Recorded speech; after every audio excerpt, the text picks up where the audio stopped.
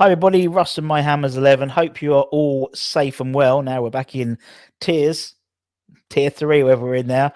Where, obviously, London and Essex are in tier 3 now. So anyway, hope you're safe and well. If you're new channel, please consider subscribing, hitting the bell icon so you're made aware anytime we put new content on.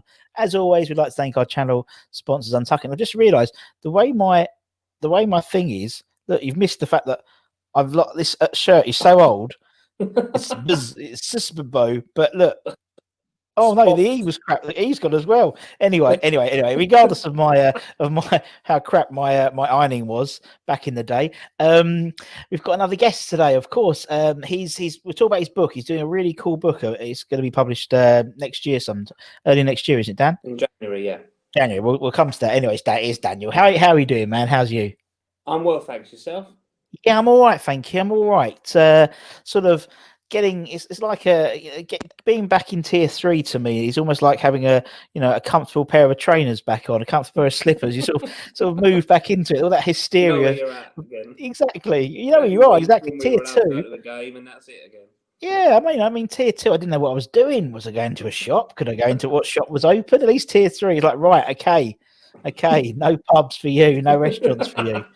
No substantial meals or Scotch eggs or anything. No Scotch eggs. You saw pictures, didn't you, of people in pubs with like a Scotch egg in their pint, on top of their pint and stuff like that, and beer soup and all that stuff. None of that bullshit now. It's like we're in tier 3.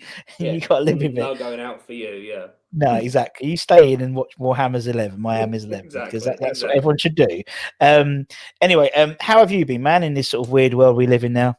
Yeah, good. The book kind of came about because, like a lot of people, I was furloughed in March and they're made redundant, but luckily enough, found another job brilliant pretty quickly, which I know a lot of people haven't been as lucky as that, but very true.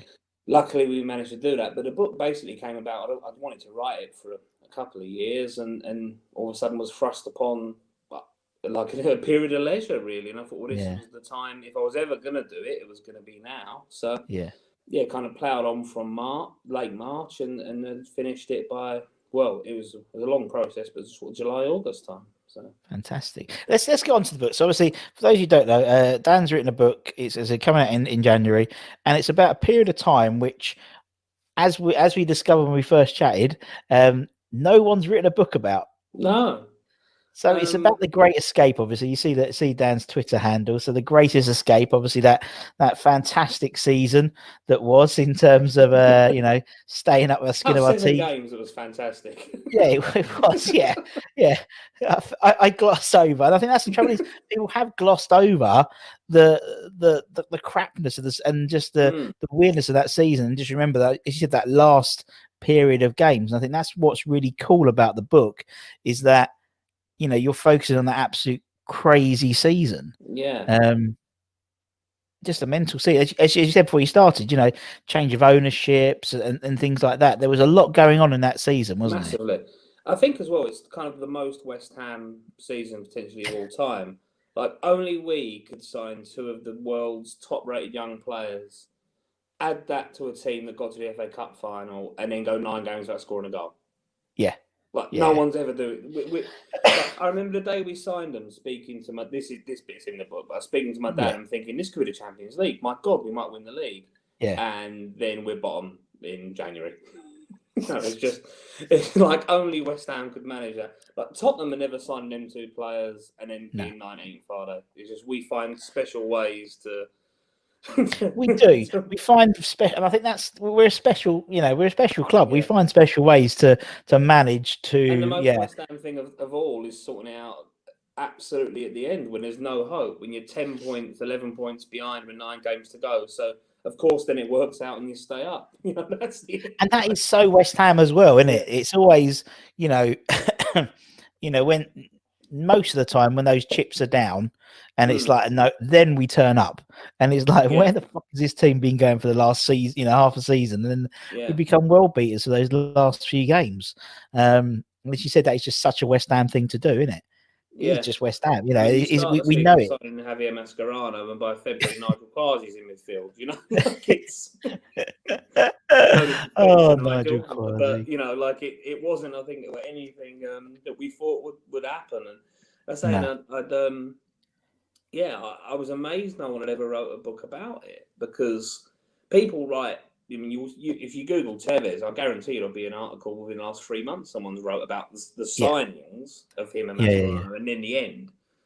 But there's a massive story in the middle that no one has ever talked about. So Yeah. I thought, well, I had some time. Why not? Yeah, why not? Why not? And I think it's something which, and again, it's a slight. We've obviously, there's a lot of books coming out about, as you said, like the last season of bowling and this type of thing. But as you said, people would tend to bookend that season with the Man United game and the signing of Tevez and Mascherano. And as you said, that bit in the middle, no one's. And as you said, there was a change of ownership. We had managers coming in. Yeah, hard to It go was. in, and who'd have thought that?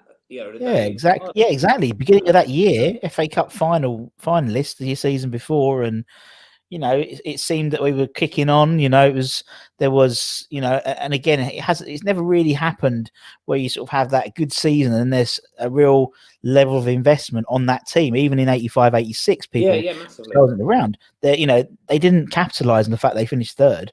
They just carried on, and they had, didn't turn out particularly well, but. Obviously we'd got to the FA Cup final. We'd obviously was up that season, and then these two international Argentinians coming in. You're thinking this is it. Yeah, exactly. On top of signing a lot of other players. I mean, I talk about that a little bit in the book as well. That we signed a lot of players because we were in Europe. People forget we went straight out of Europe, but we've seen that recently as well. At least it wasn't the Romanian team that knocked us out that time. But we were in Europe and we signed a lot of players for the sake of signing players. But then at the end, you'd sign these two world-class players and you thought, well, this will kick on, added to that. And I say, like, only we can do it, feels like. And then somehow it got worse. So yeah, it's one of those seasons. It's like, and it's funny because I'm rubbish at remembering seasons, and I can't remember a lot of games at all. And obviously, I remember the Man United game because everyone remembers the Man United game because of the game it was. And I also remember we used to throw up periodically because we started playing the Great Escape music.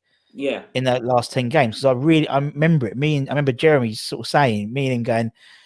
I think it was Jez actually said to me, we should start playing the Great Escape he said it's a joke, and I thought. And then they started doing the huddle, didn't they? They started doing this huddle. Yes. And Which it just to me seemed that's always the hallmark. You're getting relegated when they start doing the huddle. yeah, come on, guys, we can do this. It's gone. They're just trying to show. Look, no, honestly, lads, we are trying. But that's it. We are trying. But I like a team for huddle. I'll be honest. I that's the one thing about West Ham. I've never really warmed to is the fact that some of these other teams, and it might be speak maybe a smaller team mentality with these guys when they do the huddle. I love a huddle when they've they've done the coin toss and they get in a huddle. Come on, we can do this, and then they start. I don't like all the one person walking around like Deck does, high fiving everyone. Come on, slap on the slap on the bum or whatever. Just get everyone in together, break, and then get ready to play. And obviously we did that, and we had the the old Great Escape music. Because I was surprised. That was a pre social media wasn't really a thing there. I would have got absolutely rinsed on and I probably did on these at Mother Brown and stuff like that for playing that music. But then it sort of became a bit of an anthem. It did become a bit of an anthem, I think. And massively. I remember the bowling game, it being sort of sung and things, and because that was the first game, the last home game of the season. That was the first time it really looked we might do it. And I remember it becoming a thing. Crazy. Off the back of that, I remember it. Now you've said that, I remember that just before the game started, they'd play it after bubbles. We'd play, we do bubbles, and they'd go in for their huddle, and then we'd play the. And it's like, thinking about it, it's like I wouldn't get away with it now. I could not do that now, honestly. You never would now. I'd never. There was a lot of things we used to do there, which in hindsight we would never get away with doing them now. We were rogues there. No, it was just like it was less governed and stuff like that by the Premier League and stuff as well. So you could get away with doing that as well. But yeah, God, the Great Escape. Can't believe we did that. But obviously, I mean, it was such a fantastically West Ham season. The whole season from being absolutely dire to being turning over Man United at their gaff. And well, that's the thing. We beat United and Arsenal home and away that year. Yeah. We haven't done that again since. And I haven't checked that, but I guarantee you we haven't. through the rubbish. We beat them 1-0 home and away, both games, both teams. It's mad. And Such a West Ham thing, isn't it? yeah, and I say that in the book from being as messed up as we were. I actually say Yeah. this legitimate thing. If Derby, that terrible Derby team, which someone else might be being worse than this year, also they turn up in the book a little bit. Yeah. But the run we had in the last 9 games, if Derby had done that, they'd have only gone down by 5 points. That was how Really? insane what we pulled out was. Yeah. Like, 7 wins in the last 9 games. Like having won, I think we've won 4 or 5 games the entire season. I mean, it's the most West Ham thing, but I don't actually think, because of the Tevez thing, I don't think it gets talked about enough. No, definitely. It doesn't, because the Tevez thing sort of shadowed it afterwards, and the aftermath shadowed it as well, wasn't it? So, no team's ever come near doing that. no. As I say, that Derby team would have nearly stayed up if they'd done that. That was how down we were. Like after the Tottenham game, like it was gone. Well, that Tottenham game, that was the one, wasn't it? That Tottenham game, that when Tevez finally fucking scored, Yeah. that was the touch paper, I think, wasn't it? Yeah. Really, that got everyone going, and I remember, seeing Mark Noble crying and stuff like that, and it was the worst. I mean, they were showing it yeah. on Sky a little bit during lockdown. I still can't watch it. 30 Well, apparently, I think who was I talking to? It was one of the players. Obviously, we mentioned just before we start. Obviously, we've had quite a few players who were around that time we've interviewed, and I don't think it was Anton. Don't think it was Anton, but it was someone. And that was the game that Tevez realised what West Ham was all about. Apparently, that's what he said. In that, and that's where that started the fire in him as well, because it was just like a headless chicken, really. I think until Curbs came in, really. When they bought him, obviously not knowing they were going to buy him, and I don't think they had any idea what to do with him. No. Or the two of them. I mean, Mascherano played in one way, but I think they kind of hoped Tevez could play wide, maybe, could play up front. But we'd had strikers that had scored. Yeah. And I guess that's another thing with the year that people forget is Ashton at the start of the year. Is we had Ashton, and then... And that was like, I think 3 days before the season started. That's another thing people forget. I mean, that, like, for instance, like, that is the equivalent now to Liverpool losing Van Dijk. Well, that was for us. Yeah. He was on the verge of England, and as good a forward as I'd seen, pure forward as I'd seen, but to this day I've seen play for us pre-injury. Yeah. And to lose him, and really, I mean, he came back for a bit, but essentially his career was over from that day. I think he'd say that as well. Yeah. And that's that. Exactly, and that is the most West Ham thing as well, because we want players to get into the England squad and stuff like that, and then to get hobbled by arguably the smallest player ever to play for England. I think. Yeah, it's just such a West Ham thing, Yeah, I researched that because they were playing a friendly the Wednesday before, and they've never done it again. England have never played a friendly the midweek before the season started, ever again. They obviously looked at that and thought, no, we won't do it anymore. And that's the last time England ever played a friendly before the season started. Typical.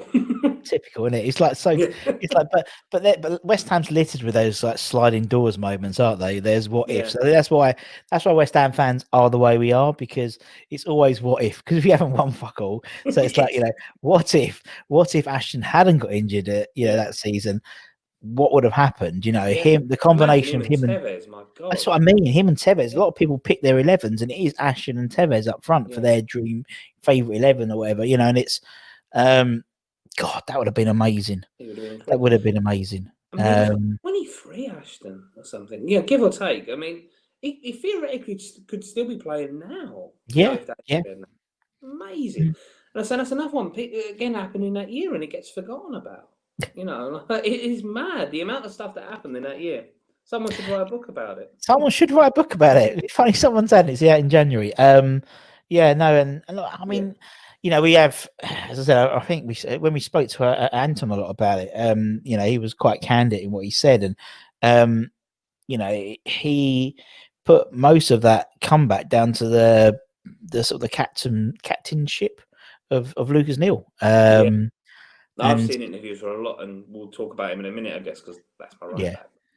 Yeah, a lot of people said that. I think I've read reports where people said after the Tottenham game he went in there and said, "We'll stay up now. There's nothing to worry about now." Yeah. Which, Well, I think there was two stories. One was that I was talking to a fan who put Lucas Neal in his team, his 11, and he spoke of a time where obviously you could put your hand for the railings and get an autograph, and someone shouted out behind, like loudmouth, something about, "Oh, just fuck off, you're on too much, you don't care about us, you're on too much money, you'll just go to a Liverpool, whatever."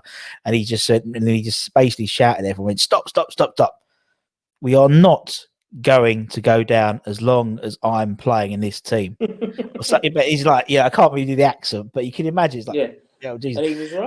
And he was right. And there's a story of Anton says of Lucas calling a team meeting in one of the sort of catering rooms up in the I think one of the bars where they used to have their breakfasts. Players meeting. They all walked in, and Curbs and Mervyn Day were like the last two, and basically Lucas Neal shut the door on them and said, "This is players only, mate. Players only, mate." That was good. That wasn't too bad. It wasn't intentional either. So it's probably you can't tell I got an A-star drama at GCSE. And then he said, he basically sort of turned around and said, "Look, if any of you don't want to fucking be here, then tell me and we'll get you out tomorrow." You know what I mean? We're all in this together. And I can imagine that would be like for a lot of kids. I mean, Anton was like, I was like shitting myself, I wanted to be there, but still it's like very intimidating. But there was a good team. There was a cracking team. I mean, we're probably doing a lot of it for your 11, but it was a great team we had. It's just one of those things, isn't it? Just one of those for things. A while. But the team, we'll talk about. I was saying to my wife, I was like, I think at least 5 of these would be in contention for my all-time team anyway. Yeah. Which it shows how mad it is. I mean, I've been going, I think, a similar time to yourself, and sort of 92, I started going, and quite a few of these would be in, would be in and around it, and so the fact that we actually managed to nearly go down with it is quite impressive, really.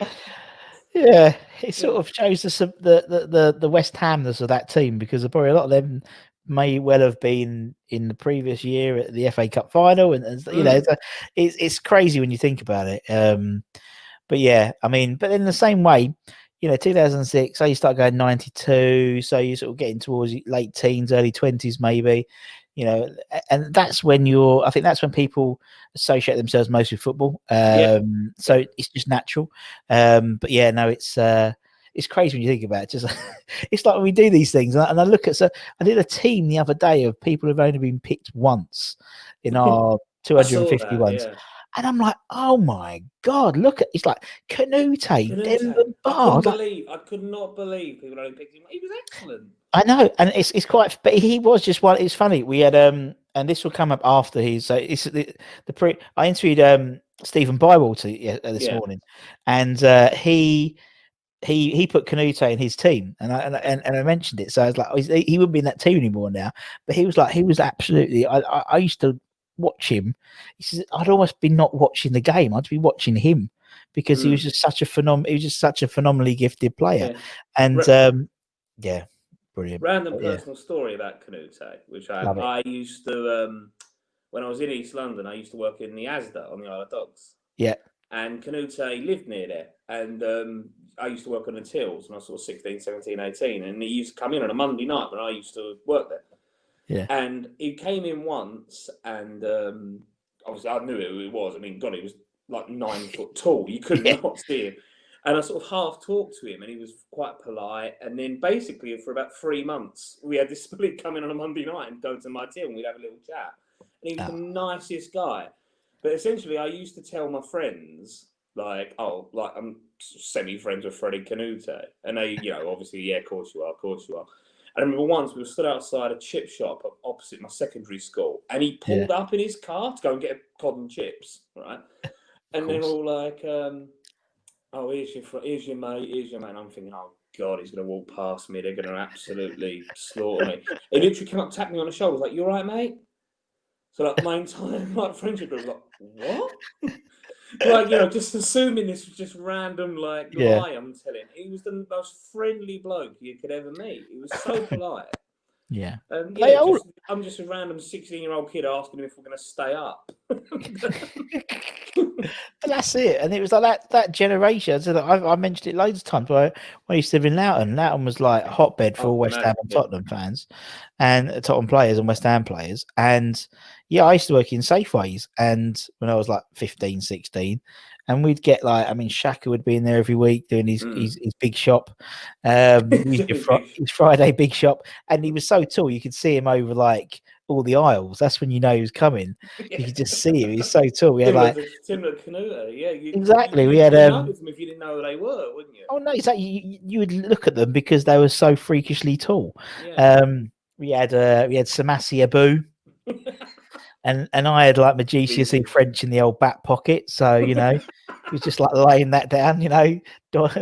I spoke Spanish just then, but no, "Où la toilette, por favor?" No, that's Spanish. One of the most mercurial players you'll ever see. That guy. Do you know what we did? We did a thing with we do like this individual nights where we take like a player, and we did like one on John Hartson, one on Trevor Sinclair, one on Steve Potts, one on Ludo. We did one on John Hartson, and Martin, who does the announcing at West Ham, he put together this fantastic highlights package. Always done. There was so much Samasi Abu in there. So much Samasi Abu. Yeah. He was like setting up goals. 6-0 when he like scored 2 and set up 3. It was, and I thought I'd seen the birth of a new Ronaldo. It was unbelievable. I think he was until recently attached to a taxi driver in Basildon. I think that's the story I've heard. If he isn't now, I don't want to know. I want him to be No, that forever. he definitely was. I believe he's got a coaching school in Ivory Coast now, but I believe he used to be the taxi driver, or not the taxi driver, but a taxi driver. There's not one in Basildon. There's a few. I like to think you just get in regardless. He's fucking busy, I tell you. He's driving everywhere. Oh dear, Friday to all the night, festival, you can barely see him. Yeah, Festival Park to Barley Lands and stuff like that. Oh, my knowledge of Basildon is renowned. Yeah, and who else? And we used to see. Oh, it's like an Alan Partridge sketch. It's like that was it. I used to see Paul Kitson in Woolworths buying pick and mix. He always bought pick and mix. Honestly, the worst Cluedo I've ever heard. Honestly, yeah. Paul Kitson with the pick and mix in Woolworths, and it wasn't like a little bag. He went tub. He was like tub, and it's like I remember used to watching him, and I used to do it. And then he'd play on the Saturday. He played really crap, and I'd be like, "Yeah, too many flumps today, kids." Yeah, he's like couldn't move for flying sauce. Like flying sauce was falling out his pockets. It's like, yeah. Oh man, but I mean, that age they used to do their own shopping, and it wasn't like Deliveroo. It wasn't like they had staff to do it, And I mean, you never get in the Premier League 4. No. There's something so exciting when seeing one of your favourite players, or any player really, in a situation which is not the football pitch. Do you know what I mean? I remember they're a human being. Yeah, it's like seeing a computer game character in real life, isn't it? Yeah. But you used to see him all the time in like walking around the, well, I don't know. Well, not didn't have Costa coffee there, but you can imagine Ian Bishop coming out of a latte. That's what you used to have. I remember, where did we go? We had a holiday, and it was like, what was his name? Oh God, Steve Sidwell. That was it. Steve Sidwell. Sitting opposite me on a flight to Dubai a few years ago, and then we ended up chatting like you always do, because you just do, and it's but it's like that generation was so you could walk, it was almost like you felt like if you walked into a pub, they'd be propping, you wouldn't be surprised if they were in there having a pint. And that's what I think is really disappointing with this, with modern football, is young kids. So like your sons, for example, they won't experience that sort of footballers are like up here. They're like on this Uber level, aren't they? They're athletes, they're finely tuned athletes. You wouldn't catch them in Hollywoods in Romford having on a Tuesday night, would you? So I have to tell this one quick story, just because I know my dad will watch this and he'll hate I tell this story. So my dad lives in Docklands, and West Ham stay in a hotel there quite a bit. And one Sunday he's out walking his dog, and Slaven was going past it when he's the manager. Yeah. And so my dad, he's not the most technological of all people. He's going to actually hate I tell this story. So he sees Slaven, has a quick chat with him, and asks for a picture. but has no idea how to do a selfie on his phone. No. So Slaven, in the end, takes my dad's phone off him and does it for him. So essentially, Slaven Village asked my dad for a selfie. That's it. That's the pub story, isn't it? When we go back to pubs. Watched that. Like, absolutely, I remember getting the picture. I was like, "How you don't even know how to do that?" He's like, "No, Village had to do it for me." Big Slav took it. Oh, brilliant. Which, I think he'll hate that I've told that story. No, that's what I love about this channel. There's always little stories, little personal stories, interaction with players, interaction with managers, interaction with each other, and that's the whole point of it. Because it's just it's something that, and that's probably a story that gets, as well. It is, and that's a story that gets passed down to probably every Christmas. That gets reeled out every time Slav's on the telly. Oh, there he is. Oh dear. Yeah, exactly. Adding the photo on your phone. But, I always enjoyed that. But yeah. Oh, that's brilliant, man. It's brilliant. Right. Anyway, first question, 25 minutes in. That's a record, I think, today, to be honest. Right. Okay. First question is, why are you a West Ham fan? Clearly, your dad's a fan as well, but why are you? Dad got me into it. Luckily for my mum and my dad, we're both West Ham fans. Both their families were. My dad's been going since my dad was born in 1960. He's been going since 68. Drove to Belgium with his mates for the Winners' Cup final in 76. Wow. And got me into it sort of 92, and I had no interest in it at all. Little 7-year-old me. He used to take me to games we'd just gone down. And I used to take my WWF figures in a carrier bag because I had no interest. So I used to sit and play my WWF figures while he was take that watching the game. Jim Duggan, I had no interest. And then one day, and I saw you tweet about this recently, Oxford at home. And I remember going into the game and thinking, do you know what? I'll leave the figures at home. I'll give this a go. He keeps taking me, so I'll see if it's any good. Left the figures at home. I think we were 1-0 down in 2 minutes, 2-1 up in about 10 minutes. We won 5-3. And I legit missed, I think, two home games in the next 10 years. I was absolutely, completely all in from that. Fantastic. And, it just was hooked. And that's the thing. Everything. And you're right, once you're in, you're hooked. I haven't interviewed anyone in 250, interviews where they've said, I went to my first game. It was all right. You took it or leave it. But you're a little bit like that, but not after you took it seriously. You know what I mean? As soon as it basically became something I wanted to do, because he was just taking me, I was young, I'm the oldest of 3 boys. So I was the first one he was trying to get involved in it. So I had no real connection past my dad. But as soon as I got into it, that was all I was bothered about. And we had season tickets together till I went to university in 2003. And I've gone since. So. And that's the lovely thing. It's like, as you said, it's about you and your dad and now your boys. And, it's, people take the piss about football and stuff, but it is a family, it's a family experience, isn't it? It's not necessarily, at the moment, obviously people, obviously they went to, we had 2000 for United game and obviously not for the Palace game and probably not until a while now. I reckon mid-February time, to be honest. But people are sort of okay. We're not necessarily going to the game. When obviously it came out, you had 2000. There was lots of people going, "Oh, I wouldn't get a ticket anyway. I wouldn't want to go because it's not, it's not right. It feels like it's not. And it's not necessarily watching the football because actually you've probably got a better seat now, warmer seat, less, more COVID friendly seat." On Sky Sports or Amazon Prime or whatever. So, but it's that togetherness, isn't it? And that's what I think people miss. And particularly for families, as you said, it's a family affair, but it is a family affair, isn't it? Really, in terms of going to the football. Well, and I think even more so. My dad take me. I took my eldest Jack. Yeah. We were season ticket holders in the Centenary Upper for 2 years, and then when we moved to London Stadium, and then my youngest Adam, who being fair hasn't had the chance to go to many games. Fun fact, his first game at home was Burnley, the one where everyone was on the pitch. The first game I took him to. Yeah. Oh, this looks like fun. Can I come next week? He didn't want to go again. Oh, funny that. That's the first league game I ever took him to, was the Burnley game with the guy with the corner flag and stuff. Oh, bubbles, it's a family thing, isn't it? So it's a family thing, but obviously you're on Twitter quite a lot and stuff like that. It seems this season, to be fair, it seems I might just be maybe my claret tinted glasses, but there seems to be less aggro between the fans. Do you know what I mean? I think everyone appreciates it a bit more.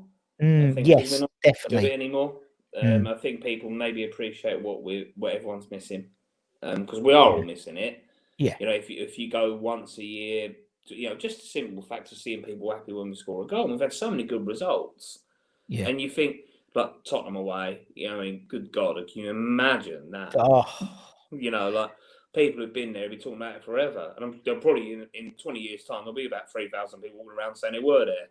yeah. Well, that's like as they said. That's like Frank Eintracht Frankfurt, and everyone said they were at the ground, but we had about 120 capacity, 20,000 Yeah, capacity by the big sound of crowd it. that night. Just Yeah, everyone it's who's ever massive. been a fan. Yeah. Everyone. It was just like the FA Youth Cup. Everyone was standing around the outside because they didn't let everyone in. But yeah, no, it is. I think everyone appreciates it a lot now, and the fact is, when the team play well, people don't Yeah, moan as there's less to much. moan about. People were moaning about the manager, and the manager now is doing a very good job. There's not much to be Yeah, I happy mean, about, is there? there isn't, and I mean, to be honest, I was pro Moisey. I really always was. He to me is what West Ham needs. In that, in terms of the steadying ship. Yeah, he's not going to be the most flamboyant Mourinho-esque manager, but we've tried that. It didn't work. You know what I Yeah, mean? You look at all of our successful managers, pretty much of them are grafters. They're strong characters. yeah. Most of them are British based, or our best managers have been British based as well. And they've instilled a workman sort of like attitude towards, all the players, and they sort of embodied that sort of that Massively. attitude. And they've all got a cracking backroom staff. You look at John Lyle and his We have staff it, and yeah, and we seem Greenwood, to have and that at the moment. we do. Nobby being Yeah. back, and a couple of the other guys. It's I hope this ages well, but there seems to be Yes, now. yes, There's a lot to be positive yes. about. Well, I think it does, and I think even the fact we're sixth at the moment. This will come out. This will go out after the Palace game, so I won't say anything. But Yeah, we could be in a position higher than sixth, or we could be in yeah. a position Which lower than sixth. But after the still, games we had to start was exactly. I'd have took sixth bottom. I think at this point. I think So everyone would have. I think everyone would have. When you're, I don't know. Like 14th. yeah, We've got 20 points at the moment, halfway through. It's safety. Although yeah. knowing West Ham, If we 42 go down, points. delete this around April. This one. Yeah, exactly. Yeah, Yeah, exactly. It was don't need like, to do this on. yeah, when you're starting your second book, the not so the failed escape into it. Yeah, but yeah, it won't be such a good second book to the trilogy. But Yeah. no, it's just something about it at the moment. I can't really. You're excited to watch every game at the moment. For me, it looks like they've always got a goal in them. I mean, you and me, we've been going the same times. I remember fucking Leeds at home once at Upton Park, and we lost 3-0. I think we had Brian Dean and Mike Yeah. Newell up front, and God bless him, we had Jonesy was in it as well, and we just couldn't. It's miserable. Yeah. Exactly, a miserable time. And now it's like we've got this team that are hungry. They seem to all want to play. They're all likable at the moment. They're Yeah, all likable. exactly.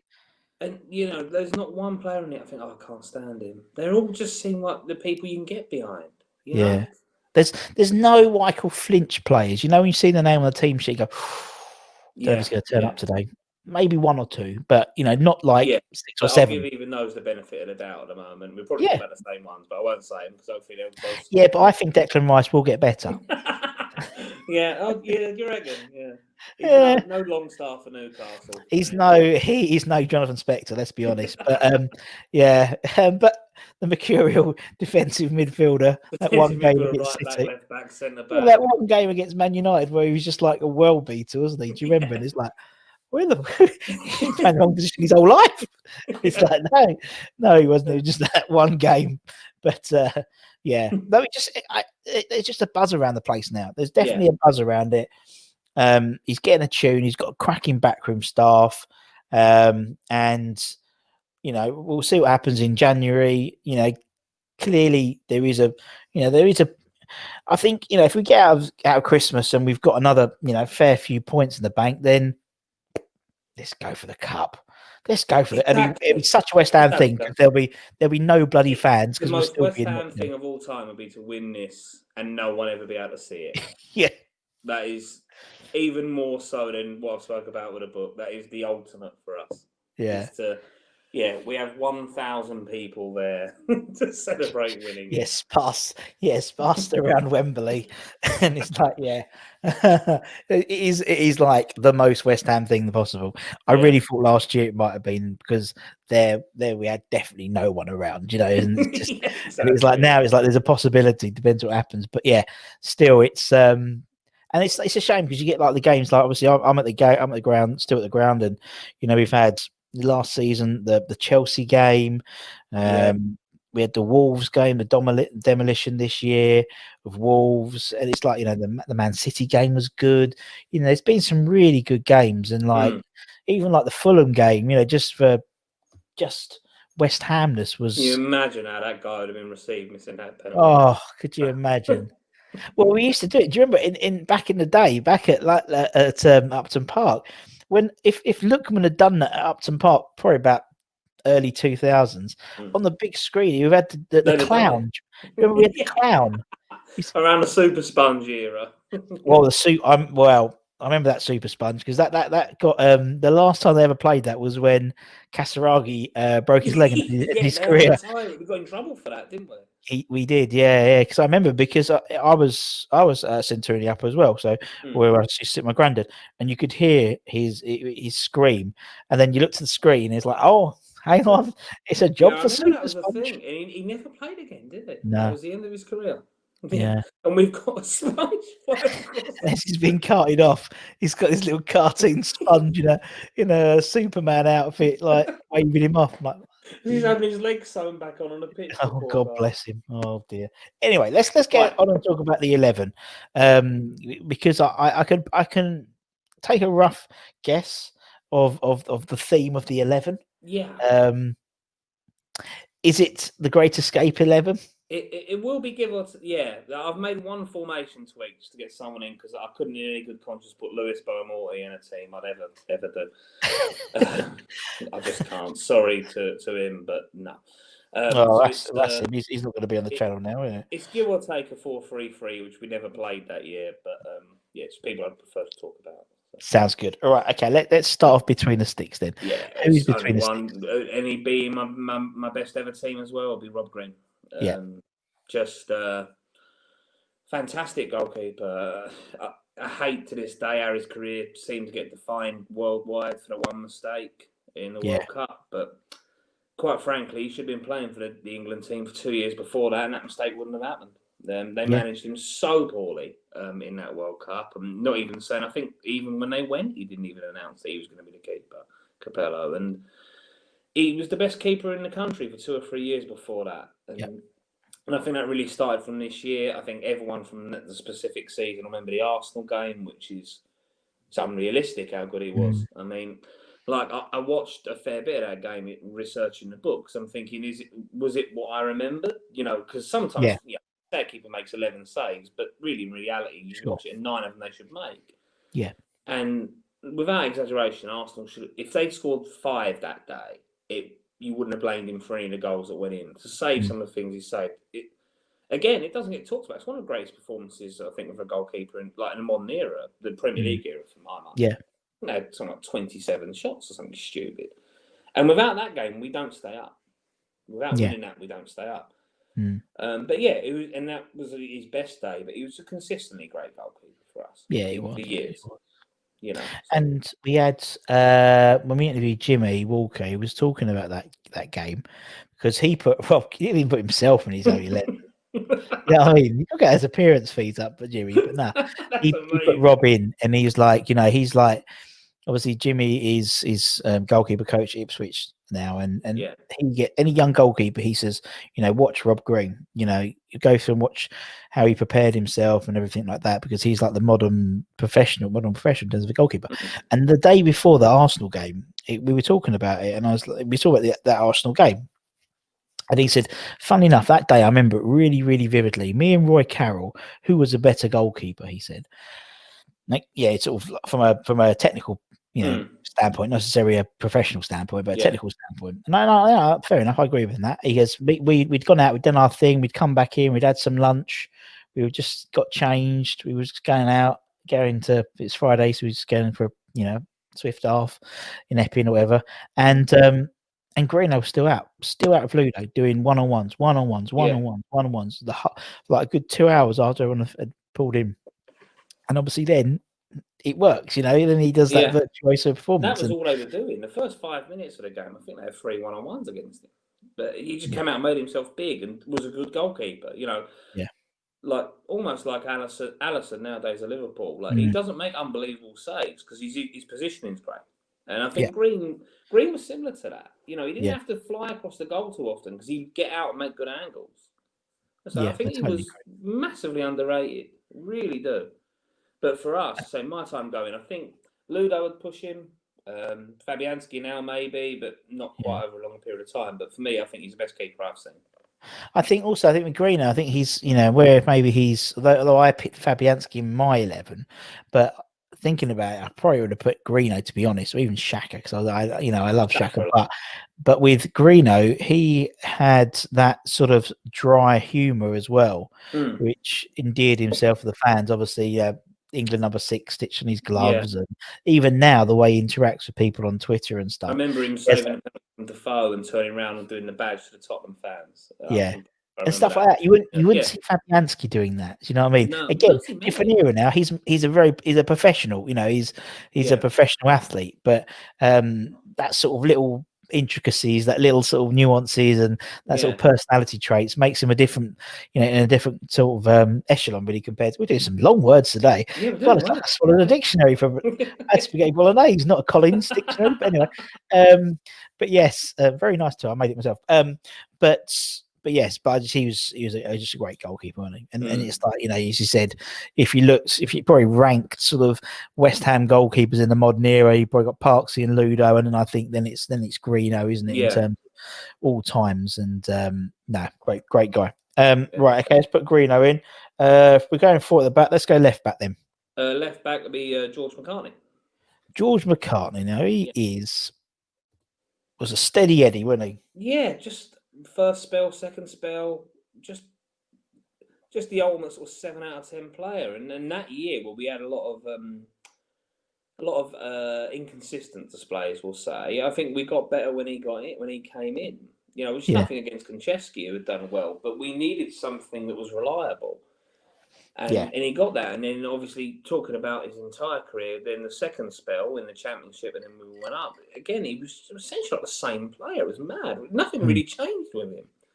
And I think, he wouldn't be in my all-time team, but I think, in talking about this season, I think it was a very underrated player. I think if you were doing an underrated 11, I think he'd be quite close to the top. I think you just knew what you're getting with him every game. I don't ever remember seeing like a winger absolutely like destroy him for a game or anything like that.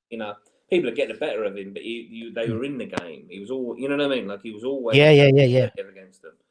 He's like one of those players. You said he's a 7 out of 10 every game, and he's one of those players when he's not playing that day, you notice he's missing. Do you know what I mean? George McCartney. It's like, it's like I call it the Carrick effect. When Carrick left West Ham and Tottenham and Man United, he's like, everyone's like, it's just this team just doesn't work anymore. And it's because you've got like this massive piece of the puzzle which is missing. And that was like McCartney as well. As you said, he came for the second spell, and it was like you just slotted in.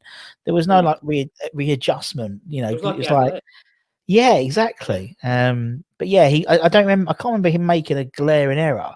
But to be honest, I'll be perfectly honest, I don't remember him much playing as well. It's just like he was there.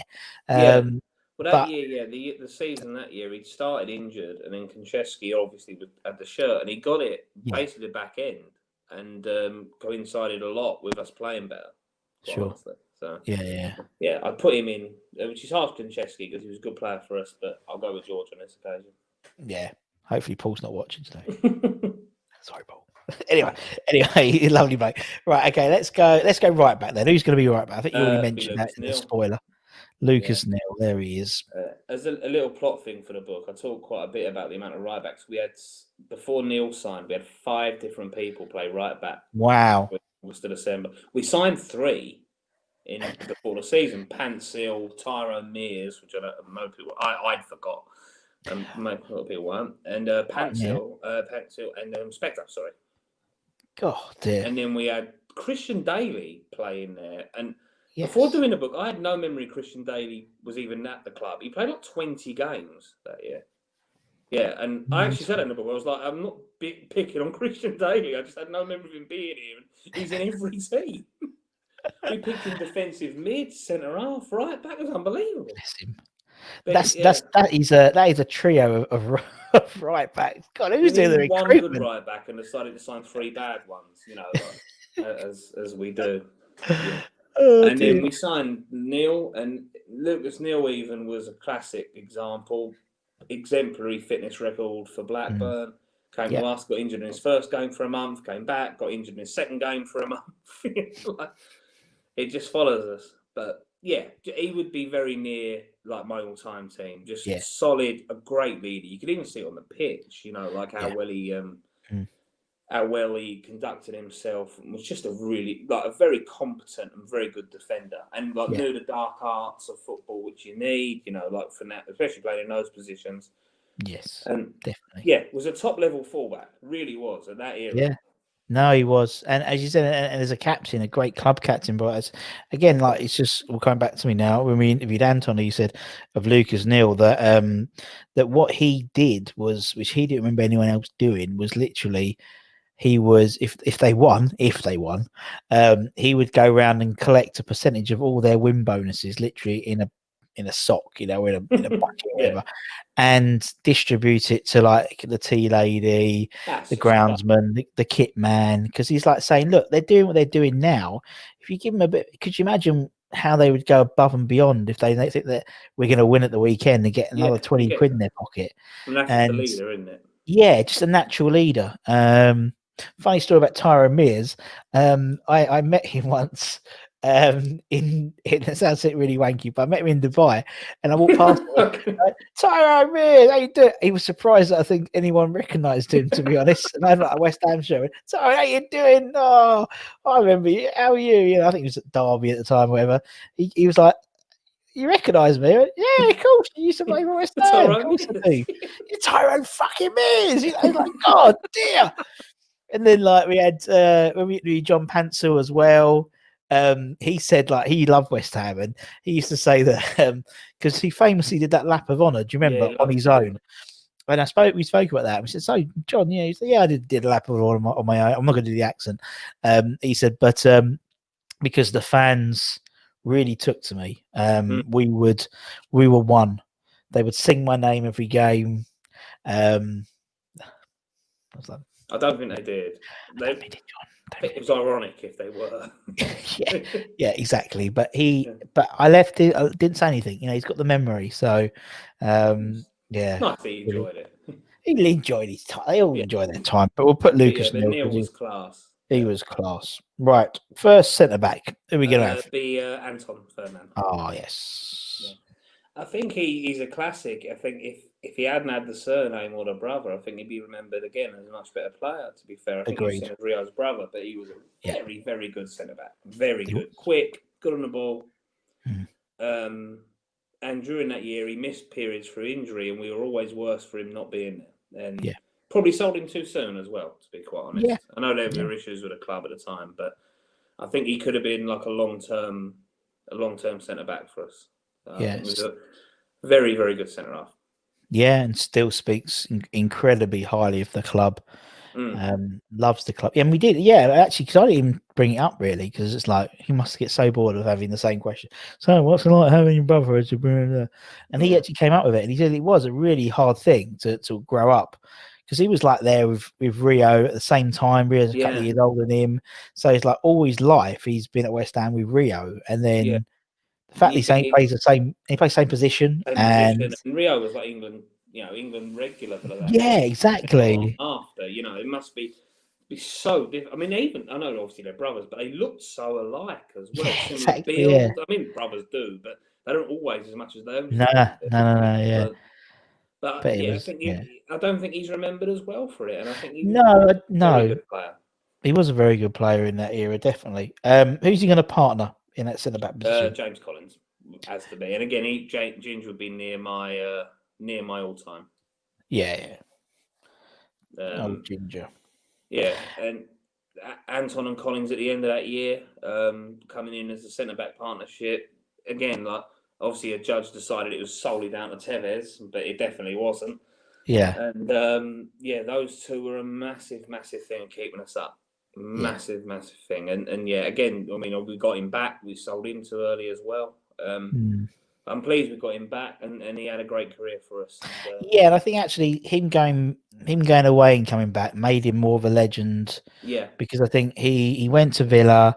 He obviously was sort of deputy to Richard Dunn, and he came back like Richard Dunn. You know, he came back like a veteran centre back. He had his head shaved, he had his beard. He didn't look like didn't have a ginger head in his hair. You know, he was completely bald. But he came back a real more old school defender. And I think, and to be honest, that's the trouble. I don't remember much of his first stint, really. To be honest, on the top of my head, I remember the second stint a lot more. Maybe because it was sooner, but it was sooner ago. But he wasn't in for that long, but just he got in at the end of that season, and we lost Gabadon, who was obviously a great player, and the two of them at the end really helped keep us up, just doing the basics, the basic central defensive stuff.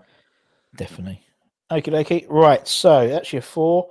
Who's your first year three midfield, man? It will be Yossi Benayoun.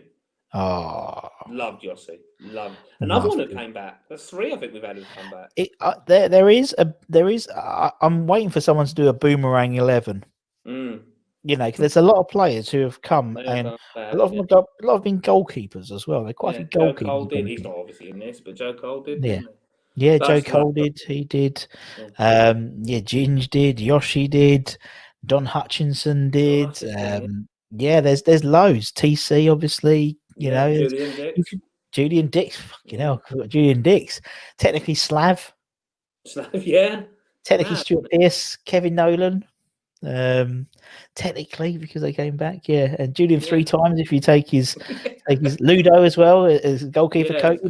There's quite a few. It's a weird club. So it's a little club in East London which has this incredible pool with players. But it's still about Yoshi. It's still about Yoshi. Just the exact sort of footballer that I love. Just great on the ball. With being fair, was better the year before than he was the 2007 season. But agreed.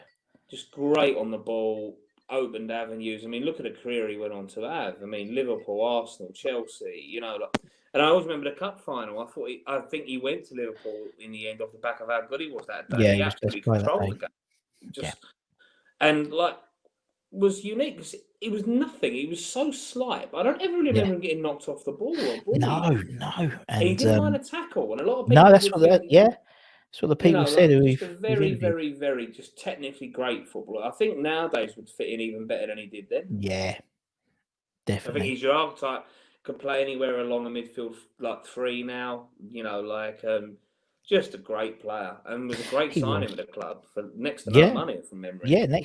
Coming out from was it Hackney Tel Aviv he came from? I don't know if he'd been in. I don't know if he got him from Spain or if he. I'm not sure on that. May have done. I think he might have done a year in Spain and we signed him. I'm not sure. Well, I'm sure what happens is I say it and then someone will say, actually, Yoshi Benayoun was 200,000. Yeah. So, but I mean, the thing about Yoshi is he was just. And I can't remember who it was. We interviewed someone and they said about Yoshi and how he did love a tackle in training as well. Loved to get involved, loved the argy-bargy. So, yes, you are correct. We got from Racing Santander. Shortly after they formed a bank. But yeah, right. But he was Racing Abbey National at the time. So. Yeah, exactly. Racing Abbey, yeah. And they that must have been a misprint in Wikipedia. And then played for Queen's Park Rangers as well. What? Yeah, he just went around London. He did. He went Liverpool, Chelsea, Arsenal, West Ham again, obviously, and then Queen's Park Rangers he played for, and then he went back to Maccabi Haifa, Maccabi Tel Aviv, Bellator Jerusalem, Maccabi Petah Tikva, and Beata Jerusalem. Yeah. In 2019. There you go. Yeah, I actually Bloody do hell! it. He was still playing last year. 3 games. At the end of the book, I actually do a little "Where are they now?" thing, or what Yeah. happened to him in the end. I found out a random fact about Benny Hume. He was the first player to ever score a hat trick in the Premier League, Champions League, and FA Cup. Yeah. That's my one. Yoshi Benny in fact as well. Yeah. Incredible, isn't it? Great, isn't it? Incredible. You'd never get it, would you, if you didn't know? No. It's one of those quiz questions. That's always it. We had it in a quiz. I think it was one of our quiz nights. That was one of the questions I put in. I was so happy.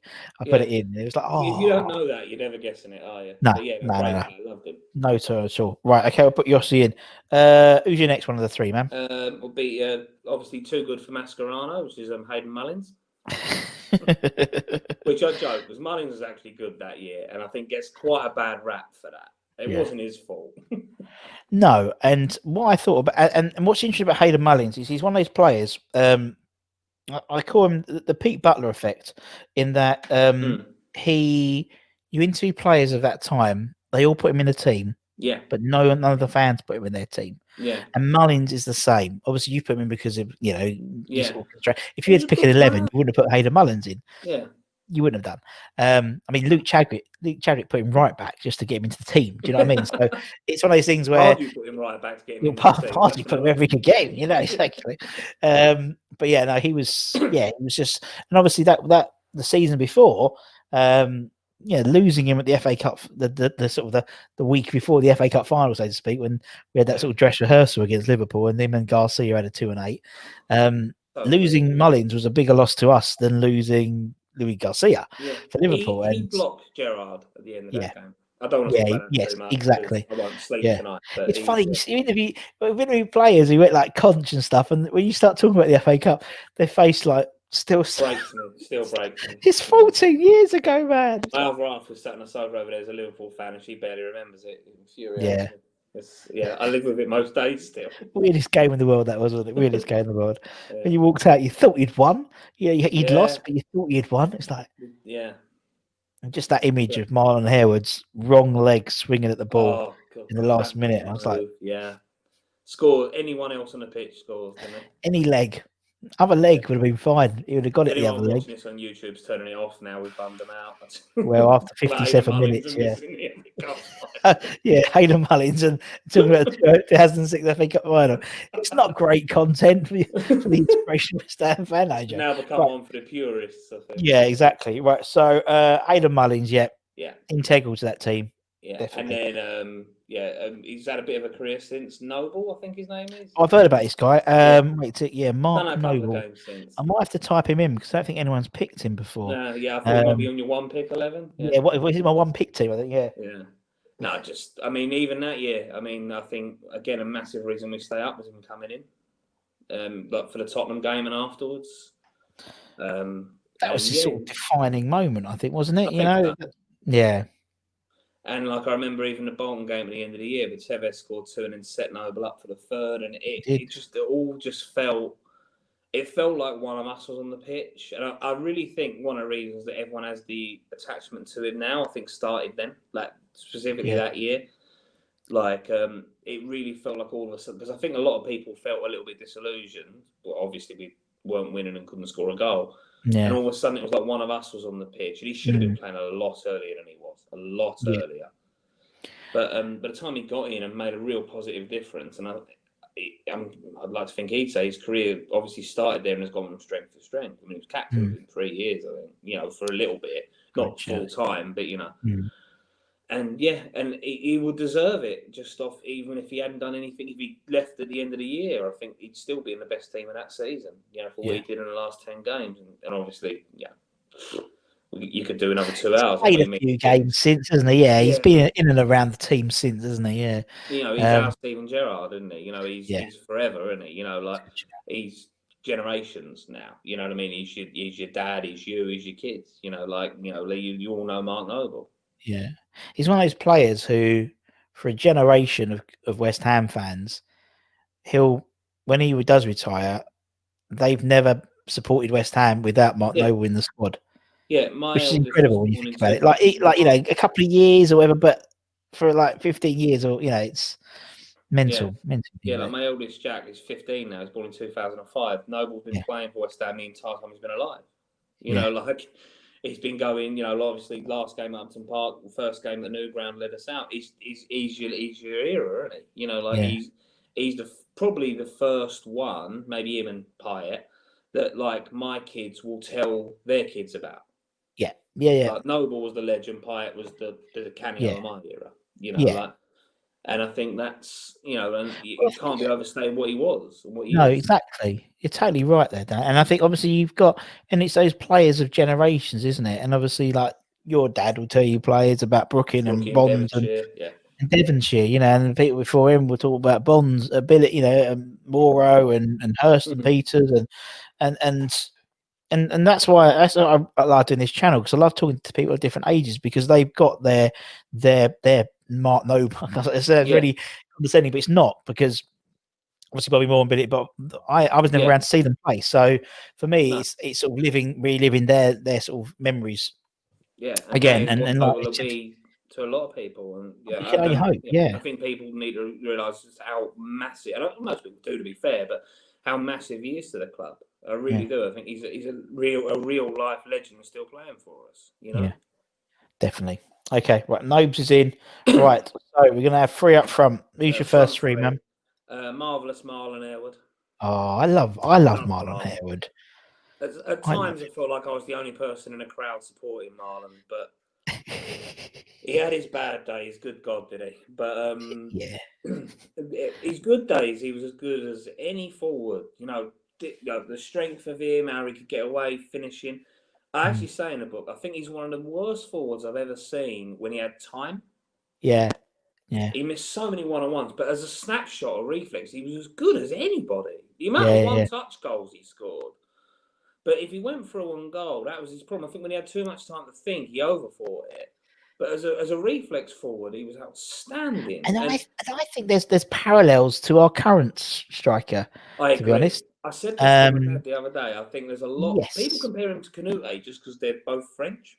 Yeah, but I think it's more Harewood. There isn't French now, but they work. No, I know. I know what you mean. But I think you're right. There's a lot of similarities to the two of them. I really do. Because as you said, when he had time, so like obviously the Man United game where he sort of fell over his own feet, taking it around the. But then, like at Leeds, when like that snapshot and he just like perfect overhead kick. It's like, or like at Sheffield United, where he just twat it, smack this in, And it's almost like, I think he's a better reactionary player than a thinking man's player, if that makes sense. I think Hare was the same. I even think it's similar to someone like Antonio. Antonio's very similar, I think, as well. I agree completely. I used to love Harewood, because where our box was, so obviously our announcing box was Dr. Martin's, or whoever it was at the time, our Pa, whoever it was, and actually was Dr. Martin's stand, and the Billy Bond stand, the Bobby Moore stand, and then you had the police control and the scoreboard. The second, like the first one, if you were facing from the 17 room, and that corner, that was always to me Harewood corner, because he would always get the ball into the right, literally into the byline, and do us a little trick and run along the byline. Every game, every game. He played wide right a lot, didn't he? Especially in the early part. But I thought again. I remember I say in the book the game at United when he came on the last game, and I don't know where they told him to play, but he just ran after the ball for 20 minutes. And I even watched this to make sure I wasn't seeing things, but he just runs after the ball for 20 minutes, just pressuring the ball. It's one of the best sub appearances I've ever seen, because he just put pressure on the ball all the time. And I don't think because he cared. And I think he was massively hard done to by a lot of our fans who don't remember him as well. But I think he was a very, very good forward. And I think, again, we sold quite a few people at the end of that year. And a few of them, and I don't think quite a few of these players were sold earlier than they needed to be, because he went straight to Villa at the end of that year. Yeah. And I think we were almost doing it because we had the new owners, we had some money, and I think he was really someone that left us far too soon, to be honest. Yeah, I agree. And was a very good servant. So fantastic servant. Right, so Marlon's in. Who's the next one? It'll be Bobby Zamora. The Z-Man. Yeah, that season he had a crazy season. I think he scored 5 in the first 4 games, 5 in the Yeah. last 5 games. I think 1 in the 28 between them. But technically, such a good forward. I mean, I never really knew what foot he was. Mm. You know, like would score goals right and left foot. I don't know if this means anything to you, but I've never seen anyone look more aggressive or angry when he scored. He seemed like he wanted to fight people he pushed people off every time. I remember Arsenal away at Highbury, and he looked like he was physically angry with people who tried to celebrate with him after The he Tamori scored. Ketspire attitude. Yeah, Yeah. but such a good footballer. He could have been a great number 10, I always thought, as well. Yeah. Like, you see, just culture on the ball, could hold it up, play good passes. Mm. I know he got in towards the England team at the end, but I think probably if he'd had a bit more luck and better moves, probably could have got there earlier, to be honest. Yeah. Well, he had a knack, didn't he? He just had a knack to score. I remember that first season we went up, he was top goal scorer, I'm pretty sure, for like the first couple of months. And Yeah.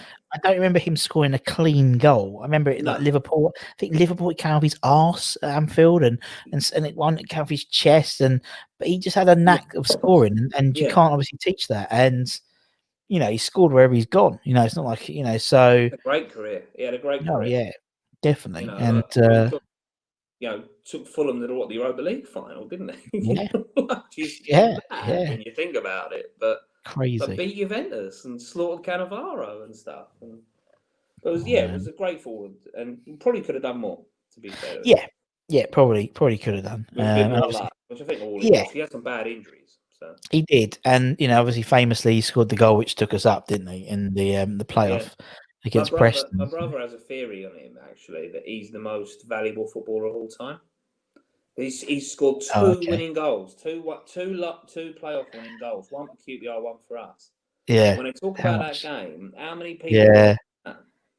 Yeah, a couple of 100 million, isn't it? Must be you know, added just together. 2 goals he scored has made teams hundreds of millions of pounds. Probably there aren't many people you could probably say that about. No, definitely not. Maybe Dean Windass. That's the only one I can think of. He did it for Hull, didn't he? I don't know if he did it again, but he did it for Bradford, I want to say, but maybe I'm wrong. Probably, but that's the only thing. But Bobby Z, you don't care. We don't get Bobby's aboard. It's not Dean Windass. No, we're not comparing Bobby Small. That'll be the clip, you know. The guy publishing the book knows Bobby. I'm not comparing him to Dean Windass. Oh, yeah. No, exactly. You'll be it'll be like, there we go. No, what book? He'll never see the light of day if he gets that. So. Yeah, no book. Right, okay. We'll put Bobby Z in. Who's going to be the last final piece? forward, unsurprisingly, and he'd probably be in my best team as well, would be Tevez. Yeah. I think, to be fair, what happened to him, because people, you know, obviously didn't score for 15 games or whatever. I think the entire story is the perfect West Ham story. Yeah. I think it almost would have been too clean if he'd just come in and been really good straight away. And I don't think, funnily enough, I don't think he'd be remembered as well if he had been. No, it was like a Hollywood movie, really, wasn't it? Sort of the nearly man, wasn't he, for a long time? Kept hitting the post, and obviously we got to the Tottenham game, and even though we lost that, I think that goal starts us staying up in the end. Yeah. I don't think without that goal we stay up, even though we lost that game. Just momentum, wasn't it? Yeah, it's just the sheer momentum of it, wasn't it? And it was just, I mean, I have a memory of we lost to Watford earlier in that year, and I remember him getting booked for literally swan diving at the ball and punching it out, trying to stop a clearance. And it was like, what have we done to this bloke? He was scoring on a World Cup quarter final. But he was so bothered. Obviously, he could have gone into January like Mascherano did if he wanted to, but he wanted to see it through and make it through. And I think, you know, there's a reason that he's so he played 25 games, if that, and he's so well remembered by all of us. Made such an impact, didn't he, for a relatively short career at a club. Particularly how much we revere people like Noble and Billy Bonds and Bobby Moore and Frank Lampard Senior. You know, to play, 25 games or something like, and appear in a lot of not just your 11. You'd be in your. Could be in your best. If he wasn't in it, it'd be very near it. Yeah, and obviously he brought that, didn't he? He brought that back. Yeah, exactly. Although he did it in the 70s. No, I don't remember. And it was, And yeah, it exactly. impacted our fans when he got took off and not theirs. It's just incredible. Yeah, fucking different team. It's like I Yeah. remember obviously when we played. We had the Argentina game, didn't we? At the bowling that following season, and he came off the bench, and it was like a homecoming. It was like, don't play for us And that was no the more. great thing about him, is that he owned it as well. It wasn't like we decided it for him. He was every bit as into it as all the fans Yeah, were. Just amazing, really. No, Like, you know, obviously there were a lot of who owned him. We certainly didn't. no. But, you know, I like to think he would have stayed. I really believe he would have done. You know, he didn't seem motivated. I think that was part of the thing. He didn't seem motivated by a lot of the things that footballers seem motivated by now. You know, he didn't seem particularly money-driven or anything. He just seemed happy, didn't he, when he was with us? And, Yes, but exactly. obviously he was in a situation where he didn't necessarily have complete control over where he was. To be fair, when he got carted out that day, he looked like he'd been bundled out the back of a van. Even Mascherano, like, you know, and Pardew's like, got these two toys. The press conference, it's like they legitimately don't know where they are. Like, it is insane. And yeah, there's bits of football like we actually say in the press conference that we're hopeful they might stay for a year, and it's like, why is no one picking up on that? Like, we admit in the press conference, Pardew says in the press conference, we're really hopeful it'll stay past this year. I thought, why is no one bringing that up? Why is anyway, no, it's, moan about that, but it was just such a I mean, with me, Carlos Tevez, I mean, he as you said, he did the interview like a couple of months ago, wasn't it? He's like 36. He said the only European club he'd go back and play for would be West Ham. He'd come back, and I'd still have him. 100% still have him. Still do he could barely move, I'd still have him. He'd still do a job. I'd still have him. It was a connection you just don't get, I think, a lot now, whatever reason. No, you don't. You don't get them, and particularly for someone who didn't speak the language, particularly someone he was like from another continent and only played 25 games. He just had this amazing draw with the fans and the fans with him, and it might be that sort of working class attitude, and going back to the favelas in Argentina, that type of hard upbringing. It seemed like we fit him and he fit us, didn't it?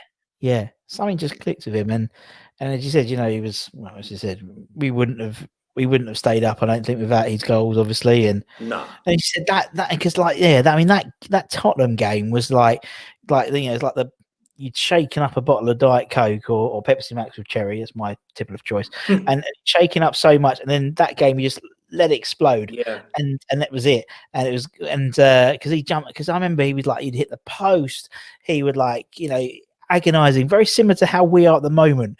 We have like so many shots on target, and they hit the post, or it just misses the keeper, or someone gets away, and then that goal came in. It was such a great free kick, and it's like, oh my god! And he jumps in the crowd, and just I wasn't even happy we'd scored. I was happy he'd scored. Yes.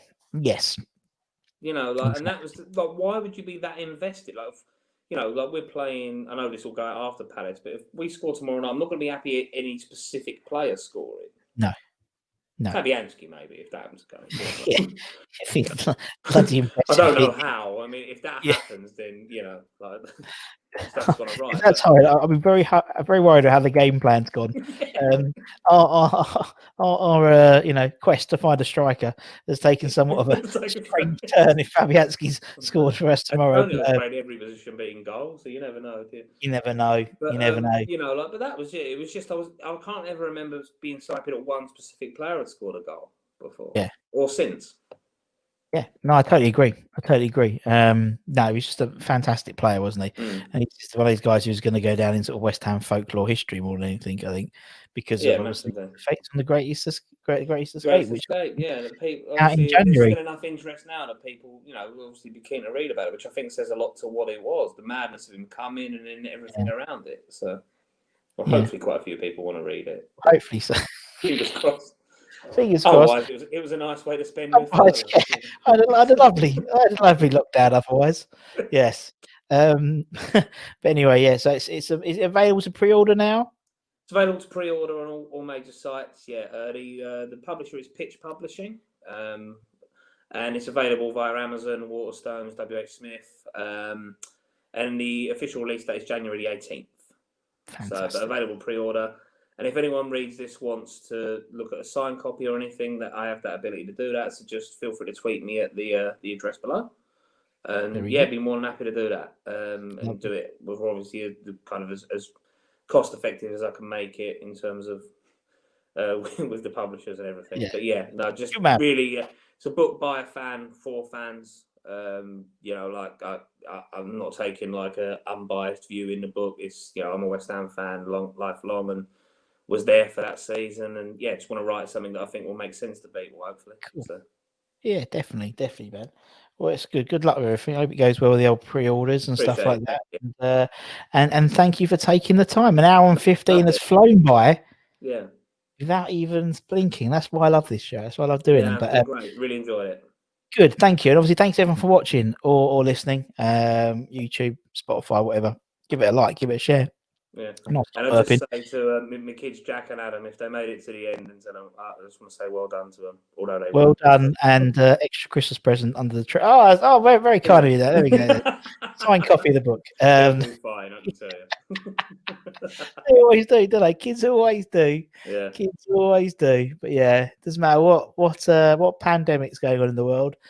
Yeah, they always seem to do all right, don't they? But anyway, and until next time, from myself and from Dan, take care, everyone. Stay safe. Wash those hands. Come on, you irons, and we'll see you again very, very soon. Take care, everyone. Much love.